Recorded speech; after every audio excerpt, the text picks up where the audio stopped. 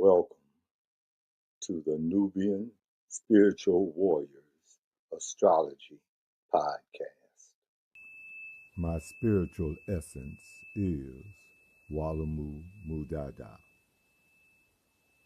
And this podcast is provided for those who are seeking wisdom on their journey from darkness into the light.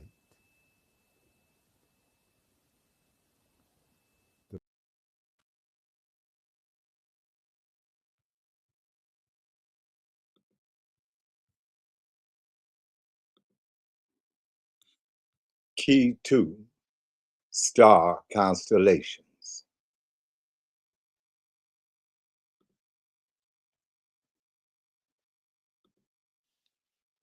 Astrology does not compel, it impels.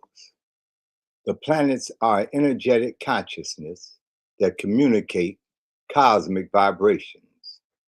Within these vibrations is information for your pineal gland, first eye, to decode. The vibrational frequency from planetary communication is not sent in English, Spanish, or any other language. It is sent in cosmic vibrations to be decoded by your pineal gland. As a transformation station, the pineal gland breaks down the frequency into a form of communication that the consciousness can understand.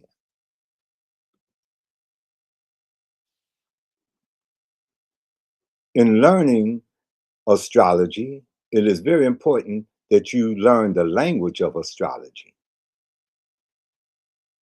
So let's begin with planetary symbols. These are planetary symbols that provide a host of information. Let's look at your first symbol, the circle and the dot. That represents the energy of the sun. If we go to the astrological signs, we see Aries. That's the first one, represents the energy of that sign, Aries. Next to it is astrological charts. The astrological chart you must become familiar with in your process of learning astrology. One reason is that the planetary symbols must be placed in the correct position in the astrological chart. The astrological signs must also be placed in the correct position in the astrological chart.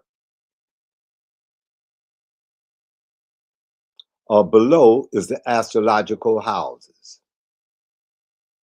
Each house represents a certain domain of life. Say the first house represents yourself, your personality, your self-identity. Second house represents your finances, your values. And each house has a certain domain. As we go to the fifth example of astrological patterns, you will often see these particular patterns in someone's chart. By understanding and being able to decode these astrological patterns is a quick way of analyzing a chart without going into great detail. So the first example of a seesaw. It's called a seesaw, as you see it there. It indicates that the person has a strong Libra tendency.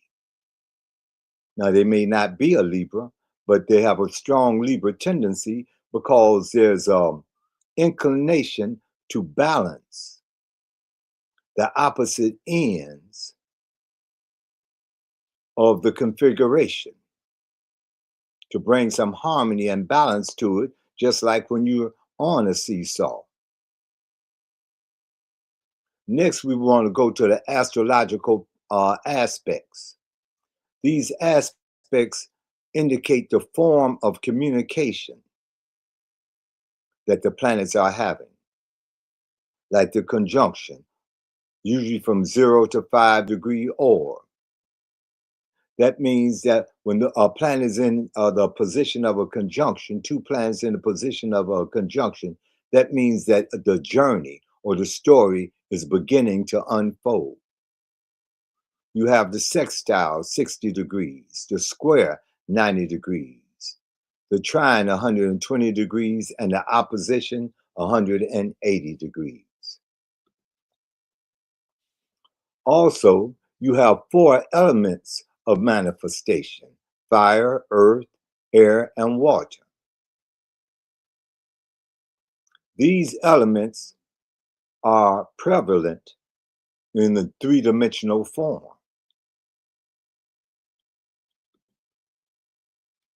Now let's take a look at the aspects. A sextile represents planets are 60 degrees apart from each other, like you'll see in the diagram to the upper left. Fire and air signs normally form a sextile because the energy is compatible. And they're 60 degrees.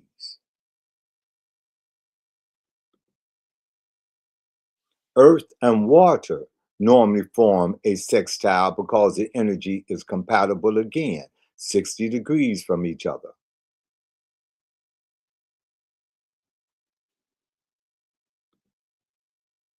Now let's talk about a trine. An astrological trine means that two planets are 120 degrees from each other. Normally, the planets are 3 houses apart. The tighter the orb to 120 degrees means the communication is stronger and clearer. The planets vibrationally communicate with each other. This communication is influenced by the sign, the house, and the element that the planets are in. A trine provides flowing communication between the planets. A trine can also indicate the progress of the journey that began with the conjunction. So now the two planets are 120 degrees away from each other, which is called a trine.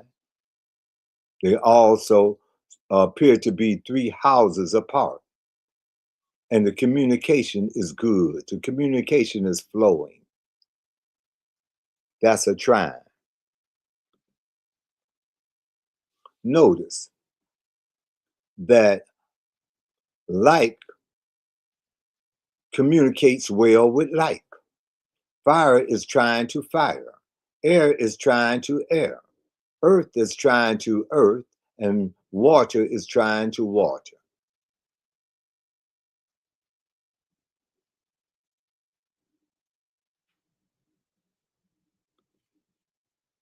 Now, the fire signs that are trying to each other are Aries, Sagittarius, and Leo. Now, on the astrological chart, it would be Aries, Leo, and then Sagittarius. But all 3 signs are trying. They have an open communication, and the energy flows quite well. Air signs that are trying: Gemini, Libra, Aquarius.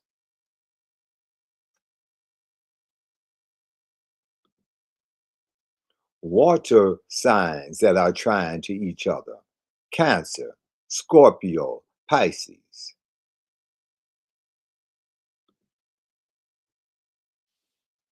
Earth signs that are trying to each other: Taurus, Virgo, Capricorn. So fire is trying to fire, air is trying to air, water is trying to water, and earth is trying to earth. Now, one of the reasons that the communication is flowing is because the theme is familiar. Say, for instance, Taurus, one of Taurus's main themes is stability, foundation. That's a familiar theme for a Virgo or a Capricorn. So the communication is open because the themes are familiar. Now, square, that's 90 degrees. This is an indication of tension. Air or fire normally squares earth or water if they are in the same hemisphere, if they're both in the upper or in the lower hemisphere, in the east or in the west. In this example, you have of the graph, both are in the eastern hemisphere, which forms a square. The energy doesn't flow together. There's some tension between the energy that needs to be resolved.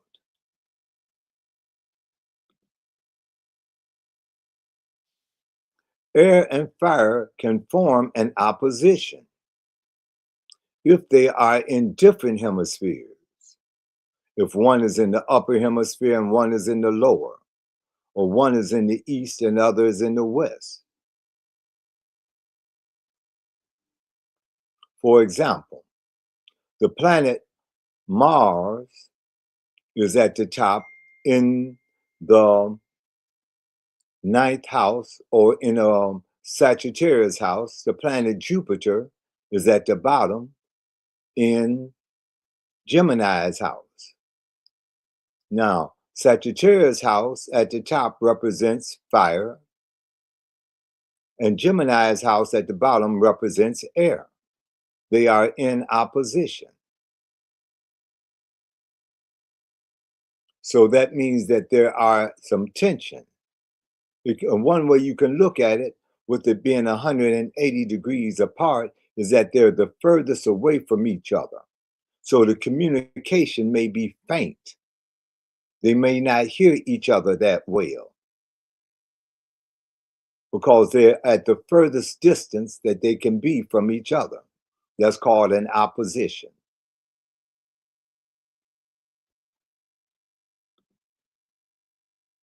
Earth and water can form an opposition if they are in different hemispheres, upper versus lower, or east versus west.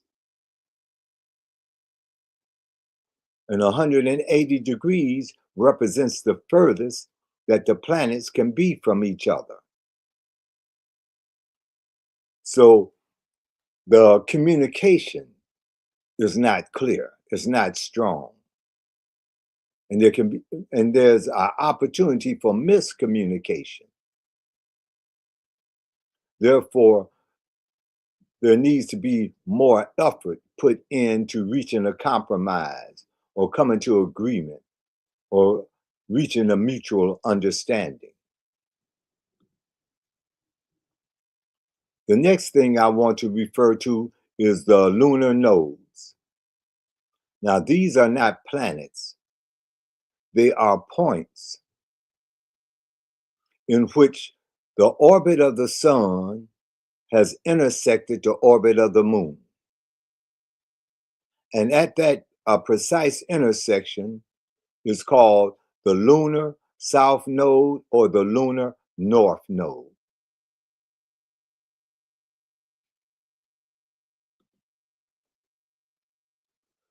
The south node represents energy from your previous lifetime. It relates to what you have experienced or have experience in. These are things that you may have mastered or feel comfortable with or doing. It can include relationships. For example, if you see someone, but first time you may have met them, but you sense, I know that person. That person could be from a previous lifetime. Or if you find yourself able to do something quite well, even though you may have never done it before, but you seem to like doing this, or it's easy for you to master that. That's something you may have done in your previous lifetime. There's some experience that you may have.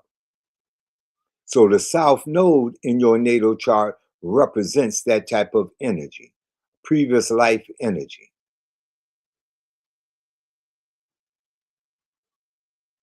And in this lifetime, as you look at your South Node, there's a tendency to want to remain in that South Node energy because it's familiar.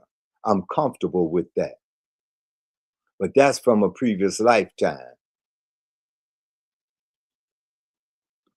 Now you're required to move to the North Node energy. The North Node represents your present and future. This is the direction that you should be moving toward. However, the choice is yours. The results of your choice is what creates your karma for the next life. So the North Node is what you should be working on in this lifetime. You have experience in that South Node energy. You may have even mastered it. But now it's time for the journey to continue.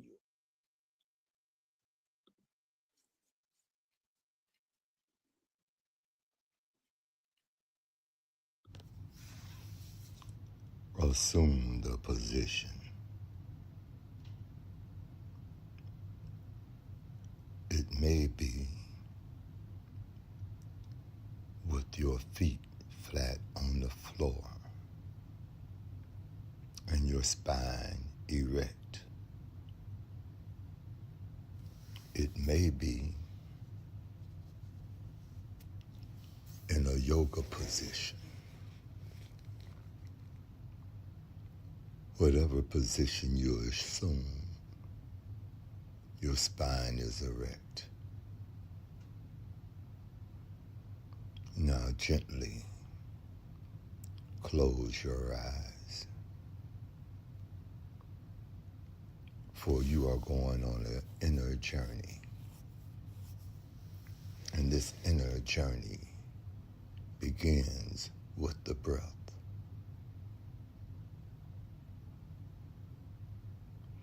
So as you inhale, earth energy comes up through the center of your feet, through the center of your body, to the top of your head. And on exhalation, it showers out the top of your head like a fountain, returning to the earth. Again, on inhalation, earth energy comes up through the center of your feet, through the center of your body to the top of your head. And on exhalation, this energy showers out the top of your head like a fountain.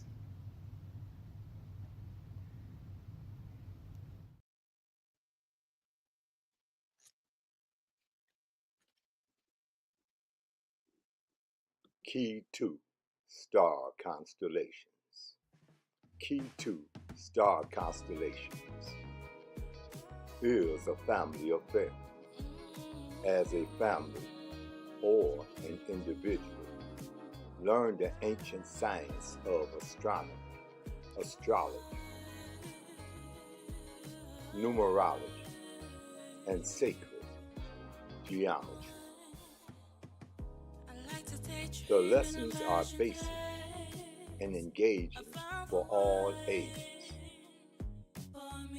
They are insightful and empowering. Kee2 star constellation.